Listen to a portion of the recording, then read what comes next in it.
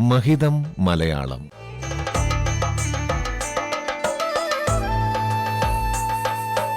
മലയാള ഭാഷയുടെ മഹിമകൾ കേട്ടറിയാൻ ഒരു സർഗയാത്ര.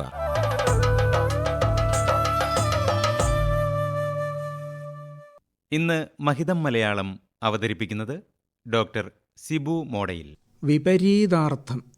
വിപരീതം ഭാഷയിൽ വ്യത്യസ്തമായ രീതികളിലാണ് പ്രയോഗിക്കപ്പെടുന്നത്.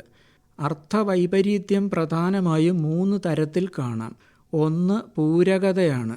തുല്യനിലയിലുള്ള വൈപരീത്യം ഇവിടെ പ്രസക്തമാണ്. ഉദാഹരണം, ജീവനും മരണവും. അയാൾ ചെറുതായൊന്നു മരിച്ചുപോയി എന്ന് പ്രയോഗിക്കാനാവാത്തത് പൂരക വിപരീതം ആയതുകൊണ്ടാണ്. വിവാഹിതൻ അവിവാഹിതൻ എന്നത് മറ്റൊരുദാഹരണമാണ്. കുറച്ചൊക്കെ വിവാഹം കഴിച്ചിട്ടുണ്ട് എന്ന് പറയാനാവില്ലല്ലോ. ശ്രേണീബദ്ധ വൈപരീത്യമാണ് അടുത്തത്. അളക്കാനും നിർണയിക്കാനും കഴിയുന്ന തരത്തിലുള്ള വൈരുദ്ധ്യമാണ് ഇതിൻ്റെ പ്രത്യേകത.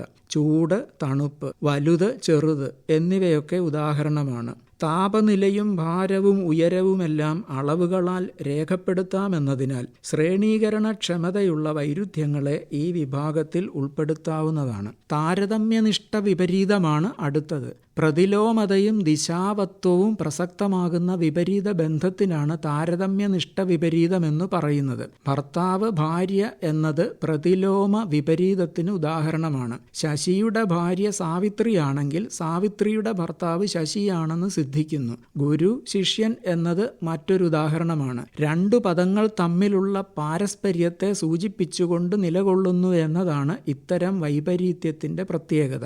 വരിക പോവുക, ഇടത് വലത് തുടങ്ങിയവ ദിശാവത്വ വിപരീതത്തിന് ഉദാഹരണമാണ്.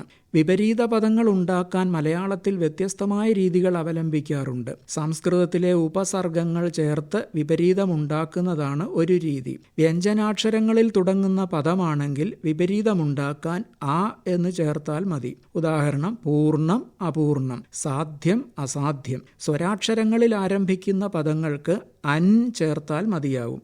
ആവശ്യം അനാവശ്യം, ഐക്യം അനൈക്യം, ആദരവ് അനാദരവ്, നിഷ് തുടങ്ങിയവ ചേർത്ത് നിർദ്ദയം നിഷ്ഫലം എന്നെല്ലാം വിപരീതമുണ്ടാക്കാം. മലയാളത്തെ സംബന്ധിച്ചിടത്തോളം ഉണ്ട് ഇല്ല തുടങ്ങിയ നിഷേധ രൂപങ്ങൾ വിപരീതാർത്ഥ നിർമ്മിതിക്ക് സഹായകമാണ്. പുതിയ തലമുറയ്ക്ക് ഇത്തരം പ്രയോഗങ്ങളോട് ചെറിയ വിപ്രതിപത്തിയുണ്ട്. രക്ഷയില്ല എന്നതിന് നോ രക്ഷ എന്നൊക്കെ അവർ പറയും. പൊളി ചളി ന്യൂജൻ വിപരീതമാണ്. പ്രത്യയങ്ങൾ ആവശ്യമില്ലാതെ അർത്ഥസിദ്ധമായി വരുന്ന പദസഞ്ചയവും വിപരീത അർത്ഥത്തിൽ പ്രയോഗിക്കാൻ സജ്ജമാണ്. പകൽ രാത്രി, കയ്പ് മധുരം, ലാഭം നഷ്ടം തുടങ്ങിയവ ഉദാഹരണങ്ങളാണ്. സമൂഹമാധ്യമങ്ങളിലെ കമന്റുകളിൽ വിപരീത പ്രയോഗത്തിന്റെ ദൗത്യം ഇപ്പോൾ ഇമോജികളിലൂടെയും നിർവഹിക്കപ്പെടുന്നുണ്ട്.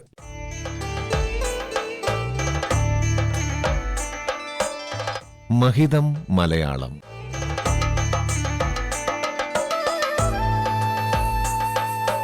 മലയാള ഭാഷയുടെ മഹിമകൾ കേട്ടറിയാൻ ഒരു സർഗയാത്ര.